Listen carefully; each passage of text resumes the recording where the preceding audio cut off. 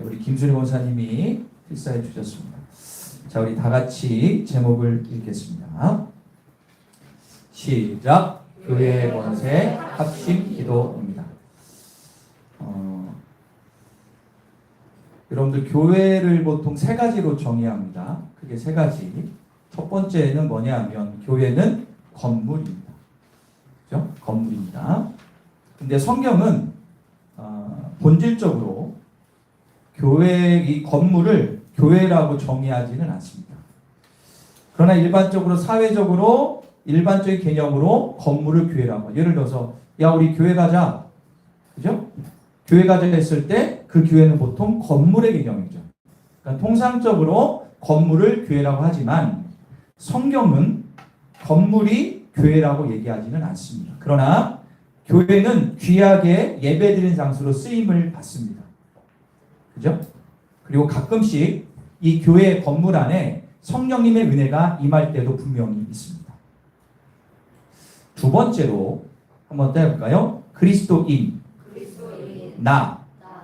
내 자신이 교회라고 성경은 정의하죠. 그래서 고린도전서 3장 10절에 보면 이렇게 말씀하고 있습니다. 너희가 하나님의 성전인 것을 모르냐? 우리 몸이 주님의 성전이라는 겁니다. 그래서 우리 개개인 안에 성령이 거하시기 때문에 작은 교회가 바로 우리 자신이 됩니다. 그러므로 그리스도인인 나는 성령의 전이며 공동체 한 지체가 되는 겁니다. 한번 따라볼까요? 작은 교회. 여러분들이 거룩하게 사셔야 되는 거죠. 세 번째입니다.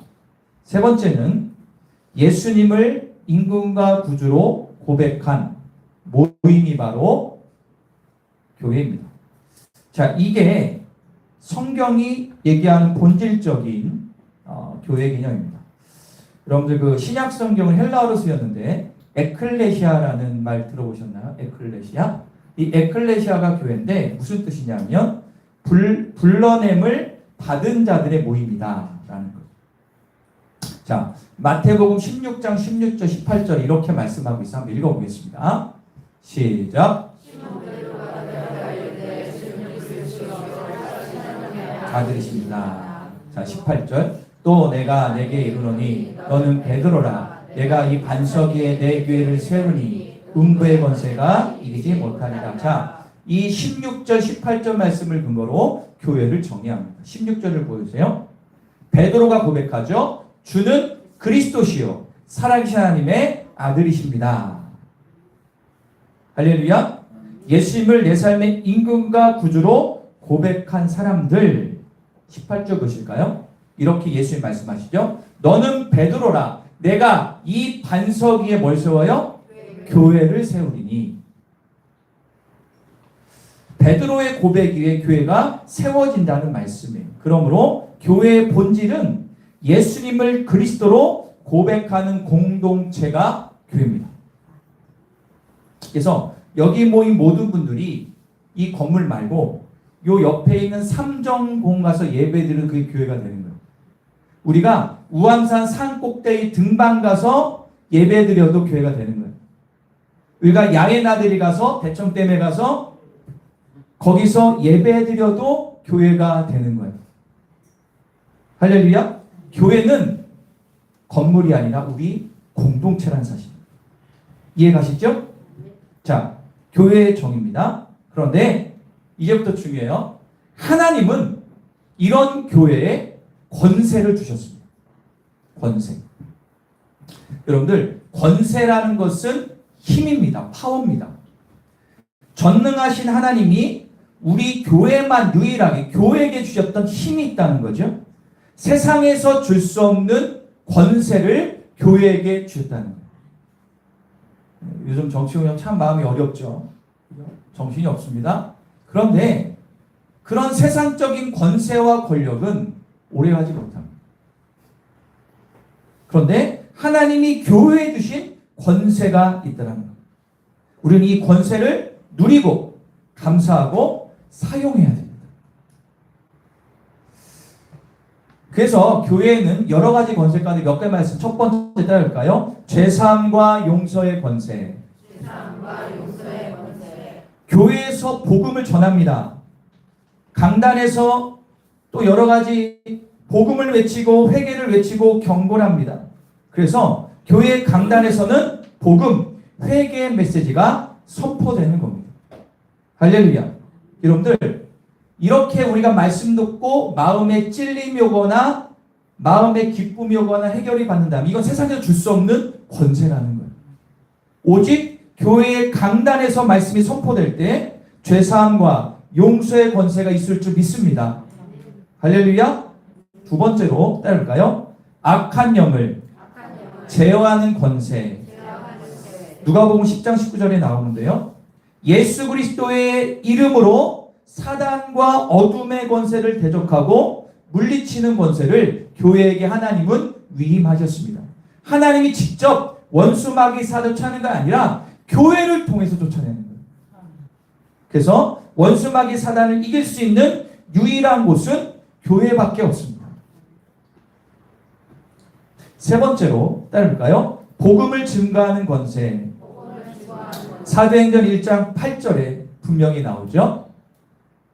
교회는 세상 속에서 복음을 전하고 하나님 나라의 확장을 하는 권세가 있어요. 여러분들, 전도, 복음을 전하는 곳은 교회밖에 없어요. 세상에 어디서 복음을 전해? 오히려 뭐 욕하고 난리를 치죠. 그래서 믿지 않는 자들에게 우리는 뭐 해야 돼요? 그러니까는 여러분들이 이웃초청주의를 하고 이렇게 영혼에게 복음을 전하는 것은요, 권세야. 부끄럽게 생각하면 안 돼요. 왜요? 권세는 능력이 아니라 그냥 사용하면 되는 거예요. 교회 한번 나오자라가 아니라 기도하며 선포하는 거예요. 그 사람이 변화되는 건 하나님의 책임이고 우리는 그냥 권세를 선포하는 거예요.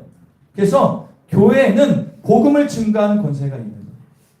우리 권영환 선교사님이 왜 그렇게 먼 곳에서 힘들게 왜 사역을 하십니까? 한국에 외국에 선교사 가신 분들이 2만 명 가까이 돼요. 그분들이 왜 그런 걸 타니? 왜 갔습니까? 권세를 선포하러 간 거예요. 할렐루야.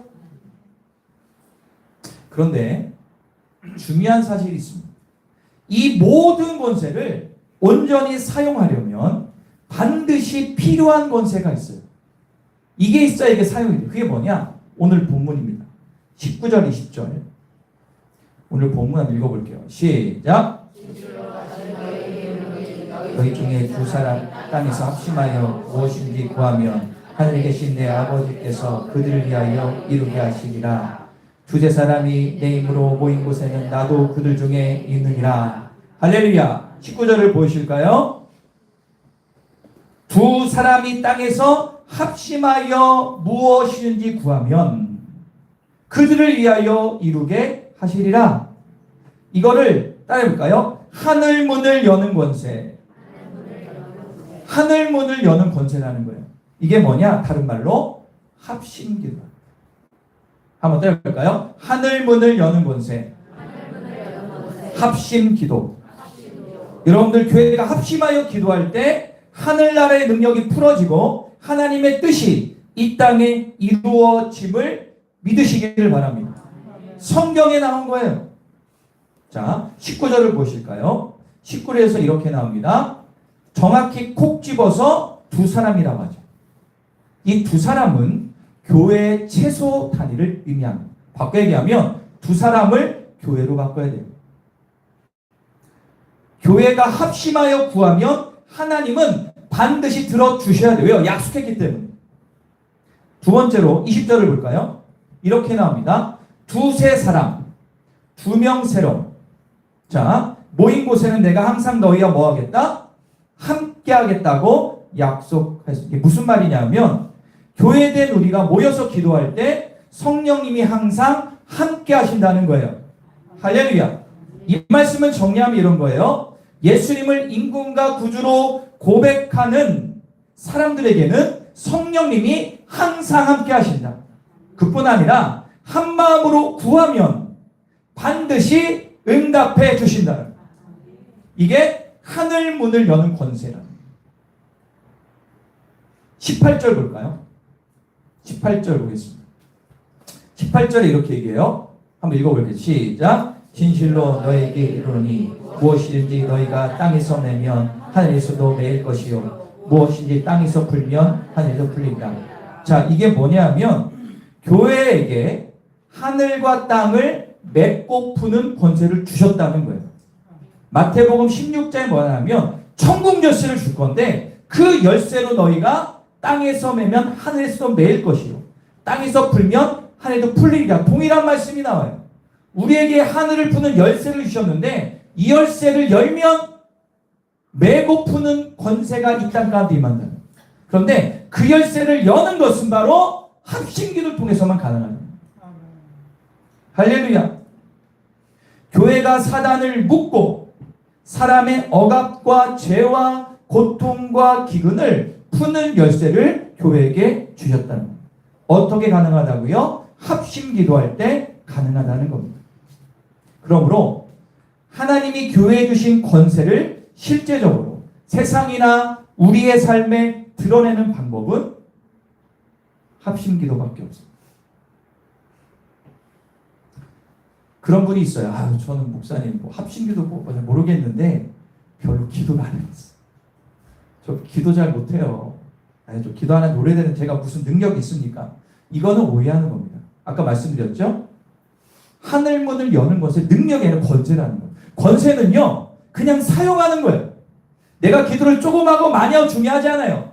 내가 새가족이건 목사건 상관없어요. 합심하여 기도하는 권세를 사용하면 하나님은 기적을 일으키신다. 할렐루야. 그래서 여러분들 기도해야 돼요.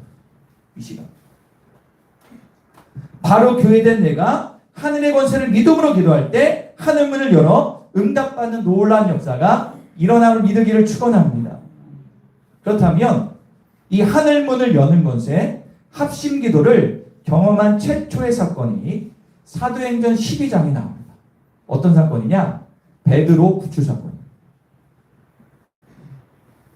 이건 좀 이따 보시고요.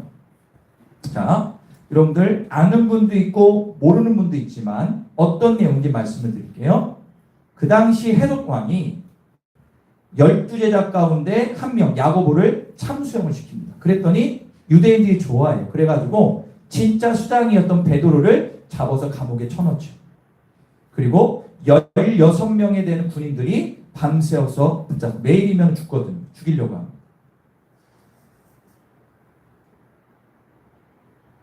겹겹이 우겨쌈을 당한 가운데 하나님의 역사로 옥문이 열리죠. 그리고 천사가 나타나서 베드로를 어떻게 해요? 구출해 줍니다. 이게 어떻게 가능합니까? 근데 성경이 이렇게 얘기하거든요. 자, 사도행전 12장 5절입니다. 우리 다 같이 한번 읽겠습니다. 시작. 보세요. 베드로는 어디에 gat혔어요? 옥에 갇혔다는 것은 소망이 0%라는 거예요. 얘는 죽은 거예요, 그냥. 그런데 어떻게 됐습니까? 그를 위하여 교회는 그를 위하여 간절히 뭐 했다? 할렐루야. 0%의 소망 가운데 교회가 간절히 기도했더니 소망이 생기고 소망이 현실이 된 겁니다. 초대교회 엄청난 박해 속에서도 성도들이 승리할 수 있었던 비결은 바로 공동체의 합심 기도였습니다. 하나님이 교회에 주신 하늘 문을 여는 권세를 사용한 겁니다. 여기 모였던 사람들 가운데 갓 예수 믿은 사람도 있고요. 예수 그리스도의 이름으로 기도하는 이것도 모르는 사람도 있지만 하여튼 기도했더니 기적이 일어났어요. 하나님은 예수의 이름의 권세와 동시에 교회에 주신 기도의 권세를 의지하여 기도할 때 엄청난 일을 행하십니다. 우리가 이번 수련회 갔죠. 수련회 가서 합심 기도의 능력 조금 경험한 분들이 있습니다. 혼자 기도하는 것보다 같이 기도하니까 힘이 나야 안 나요? 모르시나 봐. 혼자보다 같이 기도할 때 힘 나는 우리가 경험했어요. 구역별로 기간별로 그리고 짝기도를 통해 가지고 이 은혜를 경험했을 때 위로가 나고 힘이 납니다. 그리고 기도가 되는 경험을 하죠. 성도들이 믿음 회복되고 교회가 하나 되고 회복과 치유와 부흥이 되는 척경은 합심 기도에 있습니다. 저는 우리 교회 성도들이 수련회랑 이곳에서도 합심 기도할 때 이런 은혜를 누리시기를 간절히 축원합니다. 그런데 우리가 한 가지 유념해야 될 것이 있습니다. 그게 뭐냐? 기도의 응답과 승리는 지속성이 할까요? 지속성이 중요합니다. 자, 출애굽기 17장에 보면 이스라엘 백성이 가장 첫 번째 전쟁, 아멜렉과의 전쟁이 있는데 17장 8절 볼까요? 우리 한번 읽어보겠습니다. 시작. 싸우니라. 모세가 여호수아에게 이르되 우리를 위하여 사람을 택하여 나가서 아멜렉과 싸우라. 내가 하나님 지팡이를 손에 잡고 산꼭대기에 서리라. 자, 아멜렉과 전쟁을 합니다. 전쟁을 하는데 좀 이해하네요. 전쟁하려면 다 같이 적진에 가야 되는데 여호수아와 군대만 보내고 모세와 아론과 훌은 전쟁을 보는 산꼭대기에 올라갑니다. 뭔가 좀 이상하죠? 자, 또 그 말씀 볼까요? 자, 11절 읽어볼까요? 11절 시작. 자, 모세가 지팡이를 들면 이고 내리면 져요. 이게 무슨 얘기예요? 상식적이지 않죠. 그러니까는 이게 맞는 거예요. 상식적이지 않아요. 이게 무슨 얘기냐면 이 전쟁의 승부는 바로 산 정상의 기도에서 결정된다는 거예요. 그런데 아론과 훌이 보니까 모세가 엄청 힘들어요. 손이 자꾸 내려와. 그죠? 아프고 저려요. 그때 아론과 훌이 손을 어떻게 하죠? 양쪽 손을 잡아요. 그리고 하루 종일 손을 올렸을 때 전쟁에서 승리합니다. 이게 무슨 얘기인지 아셔야 돼요. 이게 무슨 얘기냐면 기도의 승리는 지속성이 중요해요. 한 번에서 끝나면 안 돼요. 사단은 그렇게 만만한 애들이 아닙니다. 사단은 죽지 않아요. 계속 우리를 공략해. 그렇기 때문에 한 번 되는 게 없어요. 지속적으로 그것도 같이 기도해야 되는 거예요.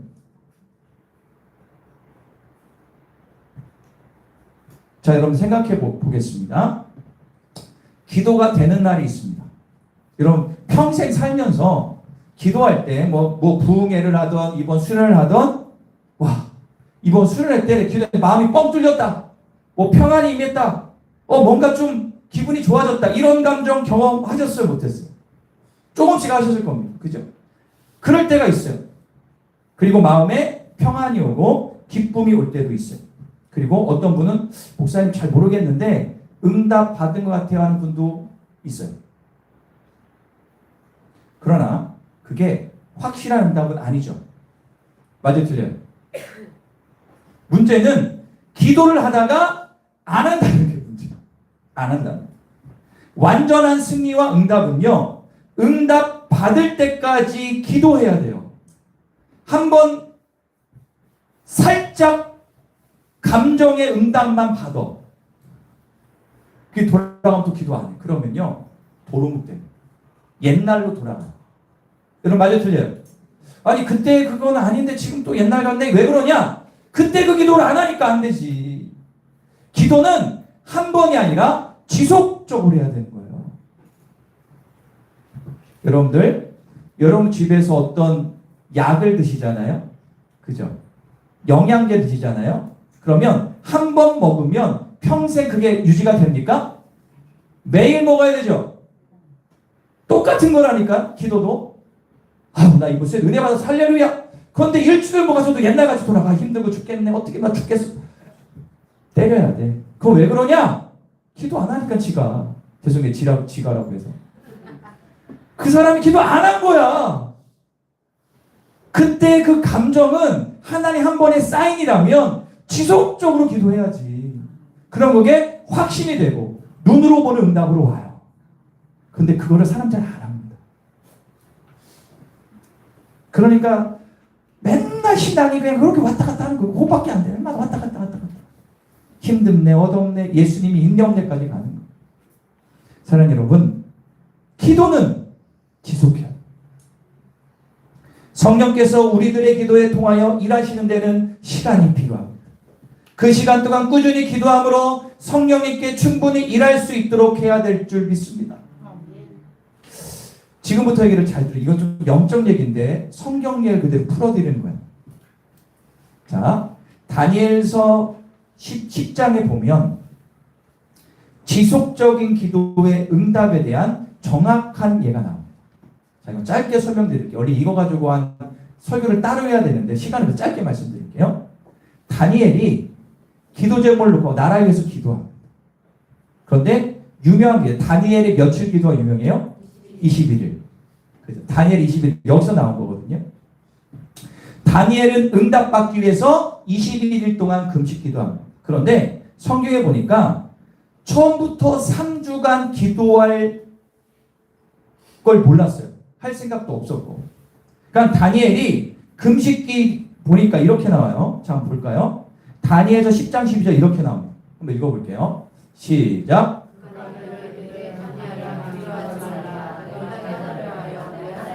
스스로 겸비하게 하기로 결심하던 첫날부터 내 말이 응답받았으므로. 여러분 보세요. 다니엘이 기도하기 결심한 첫날부터 응답이 됐어 안 됐어? 응답이 됐어. 그런데 왜 21일이 걸린 거죠? 자, 성경 이렇게 얘기합니다. 가브리엘 천사가 등장하죠. 성경은요, 천사가 세 종 정도 나오는데 가브리엘 천사는 응답의 천사입니다. 이 천사를 하나님이 보내셨어요. 그런데 바사 왕국, 의미적인 표현이지만 원수마귀 사단이 가브리엘 천사를 막습니다. 다니엘은 응답이 올 때까지 계속 기도해요. 기도했더니 하나님께서 하늘의 군대 장관인 미가엘 천사를 보냅니다. 그래서 영적 전투를 합니다. 그래서 어떻게 됩니까? 결국에 이겨서 가브리엘 천사가 다니엘과 응답을 줍니다. 그렇죠? 여기 이야기는 제가 무슨 공상만 이런 게 아니라 성경에 나오는 얘기예요. 결국 다니엘은 응답될 때까지 지속적으로 기도했어요. 기도하는 첫날에 응답될 걸 다니엘은 몰랐어요. 그냥 기도한 거예요. 지속적으로 기도했어요. 그랬더니 3주 만에 응답. 아마도 3주 만에 응답이 안 됐어도 다니엘은 더 기도했을 겁니다. 만약 다니엘이 지속적으로 기도하지 않았다면 가브리엘 천사는 사단에게 막혀서 응답을 가져오지 못했을 겁니다. 이것이 바로 우리가 지속적으로 기도해야 될 이유가 됩니다. 자, 우리가 기도하여 하나님의 뜻이 이 땅에 이루어지는 것을 가로막는 원수마귀 사단이 있음을 기억하십시오. 기도는 치열한 영적 전쟁입니다. 자, 보세요. 모세가 손을 해가 질 때까지 들어야 아멜렉을 이길 수 있었던 것처럼 우리가 손을 들어서 기도하면 하늘에서 영적 전쟁이 일어나게 됩니다. 그 영적 전쟁의 승리는 바로 우리의 지속적인 기도에 달려 있습니다. 그러므로 어떤 일에 응답받기 원한다면 반드시 승리할 때까지 기도를 지속적으로 해야 합니다. 전 이걸 이렇게 비유해요. 그랜저가 있어요. 아니, 요즘에 가장 좋은 차가 뭡니까? 잘 몰라요. BMW, 벤츠, 롤스로이스, 롤스로이스 비싼 차, 몇 억짜리 있다고 칩시다. 자, 이 차가 있어요. 그럼 이 차 굴러가려면 뭘 넣어야 돼요? 기름을 넣어요. 그 기름이 기도예요. 여러분들, 아무리 핵무기나 뭐가 있어도 연료를 넣지 않으면 핵무기 작동 안 하잖아요. 우리는 권세가 있어요. 할렐루야.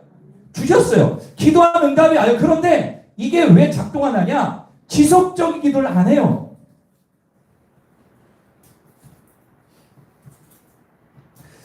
조지 뮬러라는 유명한 기도에 응답받은 사람이 이런 얘기를 했어요. 한번 볼까요? 다시 한번 읽겠습니다. 읽어보겠습니다. 시작. 기도를 시작하는 것이나 여호와에게 기도하는 것만으로 충분하지 않다. 그리고 얼마 동안 기도를 계속하는 것만으로도 충분하지 않다. 응답을 얻을 때까지 인내와 믿음으로 계속 할렐루야. 일생 동안 5만 번의 기도 응답 받았던 조지 뮬러의 고백입니다. 조지 뮬러는 평생 동안 5명의 친구를 위해서 기도했습니다.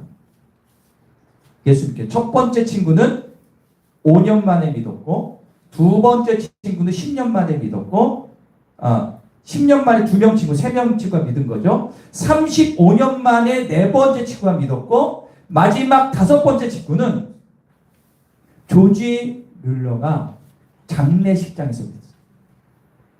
얘가 죽는 걸 보고 이 친구가 그제서야 52년 만에 친구가 예수를 믿게 됩니다. 지속적인 기도는 응답이 됩니다. 근데 문제가 있어요. 어떤 문제가 있냐? 아까 말씀드렸죠? 혼자 하는 것은 힘듭니다. 모세에게는 아론과 훌이 필요했습니다. 혼자서 하는 것은 힘들고 나약하고 포기하기 쉽습니다. 자, 전도서 4장 12절 한번 읽겠습니다. 자, 읽겠습니다. 시작. 세겹줄은 쉽게 끊어지지. 할렐루야. 이 말씀이 정확한 말씀이 될 것 같아요. 이 말씀은 뭐냐? 혼자 기도할 때 연약함이 있어요. 그러나 둘이 기도하면, 합심하여 기도하면 영적 힘이 강해져요. 세겹줄, 즉 3명 같이 기도하면 견고한 기도의 공동체가 된다는 사실입니다. 그래서 여러분들 기도가 중요합니다. 보통 청년들이, 학생들은 힘들고 어려울 때 보통은 이제 친한 친구나 믿을 만한 사람에게 이야기를 하거나 하죠. 그러면 순간적 위로를 받습니다. 그러나 우리에게는 기도의 동지가 있어야 됩니다. 여러분도 혹시 여러분들 주변에 가정 식구건 뭐 교회 누구건 상관없이 내가 어떤 얘기를 하더라도 진심으로 기도할 수 있는 중보 기도자가 혹시 있습니까? 아니면 홀로 독수공방 몸부림치고 있습니까? 여러분들 합심 기도의 사람을 만드셔야 돼요. 혼자 기도하면 힘들어요. 버텨낼 수 없고 힘들어요. 여러분 맞아요, 틀려요? 합심 기도하면 능력이 됩니다. 우리 교회가 구역 예배를 드리고 예배 시간에 가정 예배 드릴 때 여러분들이 부탁드릴게요. 합심 기도를 꼭 하십시오. 손을 붙들고 아무개야 내가 지금 이런 어려움이 있어. 내가 이런 게 있어. 기도하기 위해서 간절히 기도해 주십시오. 반드시 가브리엘 천사가 옵니다. 단지 사단이 막을 뿐입니다. 왜요? 이거 응답해주면 이 식구 다 예수 믿거든. 그건 사단이 가장 싫어하는 거예요. 여러분들이 합심하게 기도할 때 하늘부터 응답을 다운로드 받을 줄 믿습니다. 그러면 사랑의 교회 다시 한번 도전드립니다. 기도의 응답은 끈기가 있어야 됨을 기억하십시오. 끈기 있는 기도는 교회 공동체 모임 시 합심 기도를 통해서 가능하다는 것을 명심하시기를 축원합니다. 마지막입니다. 여러분들 서울에 살던 어떤 성도님이 계셨어요. 근데 이분이 이제 청주로 여러 가지 어쩔 수 없이 이제 이사를 오게 됐습니다. 그래서 기도하면서 어떤 교회를 정해서 다니게 됐어요. 이렇게 보니까 서울에 있었던 교회하고 교회가 비슷해요. 목사의 목회 철학도 그리고 교회 운영 방식도 비슷하고 목사님의 말씀도 또 좋고 인격도 되게 목사님이 좋아요. 그런데 이 성도님의 마음 가운데 서울에 다니던 교회는 여러 번 어려움을 겪으면서 성장하지 못하고 목사님이 상처를 많이 받은 것을 옆에서 많이 봤답니다.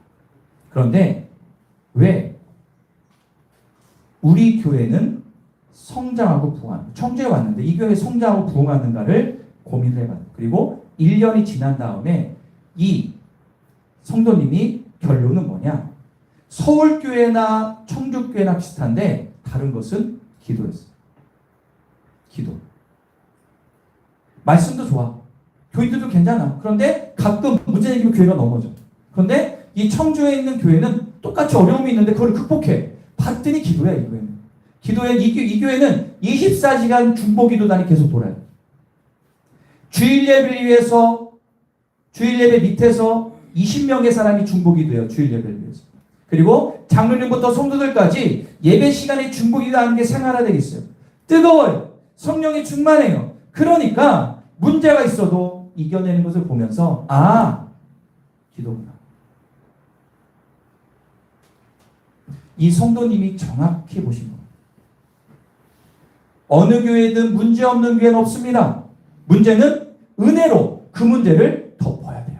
근데 이 은혜는 기도로만 풍성해집니다.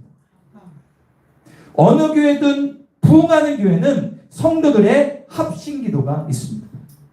그러므로 교회가 모여서 기도하고 지속적으로 기도해야 됩니다. 그러면 반드시 교회가 승리하고 부흥할 줄 믿습니다. 저희 교회도 나쁘지 않은 교회입니다. 제가 팔이 안 굵는 게 아니라 제가 이 지방에 임원을 하면서 많은 교회들을 보면 큰 교회, 작은 교회 문제가 아니에요. 우리 교회는 여러 가지 면에서 좋은 교회에 속해요. 그런데 한 가지 부족한 것은 합심 기도가 부족해요. 추진력이 떨어져요. 이게 되면 우리 교회는 폭발적으로 부흥합니다. 안 믿으시나요? 진짜라니까? 우리의 교회의 가장 큰 아킬레스건은 합심 기도가 잘 안 돼요. 무슨 얘기냐? 합심 기도를 뚫고 나갈 수 있는 리더가 별로 없어요. 자, 여러분들 가운데 난 자리에 한 2시간 이상 기도하시는 분. 집중해서. 기도의 능력자가 교회에 반드시 있어야 됩니다. 이 사람이 뚫고 나가면 교인들이 같이 묻어가요. 이게 무슨 예인지 모르시면 그냥 그렇다고 이해하시면 돼요. 영적 세가 그래요. 여러분들이 교회 기도를 뚫는 기도의 은혜가 있기를 축원합니다. 그래서 앞으로 우리가 주일 예배도 그렇고 예배 시간에 더 많이 기도하려고 합니다. 여러분들, 우리는 단지 말씀만 들고 머리로 오케이 은혜 받았습니다 온 게 아니라 변화 받으려고 온 거 아닙니까? 은혜 받으려고 온 거 아닙니까? 그러려면은 합심 기도를 해야 됩니다. 사랑하는 여러분께 마지막 도전드립니다. 하나님은 자연계에 무릎 꿇는 한 영혼을 찾고 계십니다. 주님은 함께 모여서 한 마음 한 뜻으로 기도하는 성도를 찾고 그에게 응답 주기를 원하십니다. 이제 나의 식어진 기도가 회복되기를 축원합니다. 중언부언하는 기도, 말뿐인 기도, 간절함이 없는 기도를 청산하시기를 축원합니다. 답답하고 감동 없는 개인 기도에서 힘을 얻고 응답받는 합심 기도의 능력을 경험하기를 축원합니다. 그러면 어떻게 되냐? 정신 차리고 합심 기도할 때 우리 형편을 아시는 주님께서 응답하실 것을 믿습니다. 포기하지 않고 지속적으로 기도할 때 교회의 부흥을 누구보다 원하시는 주님께서 우리 교회 가운데 부흥을 주실 줄 믿습니다. 바로 이 시간 우리 기도하겠습니다. 두 손을